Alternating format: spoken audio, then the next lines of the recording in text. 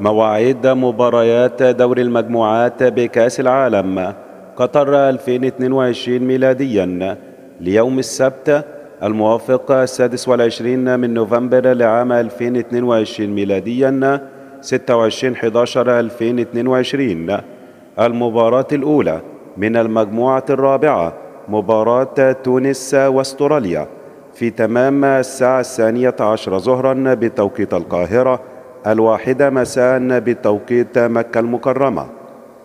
المباراة الثانية من المجموعة الثالثة مباراة بولندا والسعودية في تمام الساعة 3 مساء بتوقيت القاهرة، 4 مساء بتوقيت مكة المكرمة. ويسعى المنتخب السعودي الشقيق للفوز لضمان الصعود إلى دور 16 وضمان احتلال قمة المجموعة الثالثة.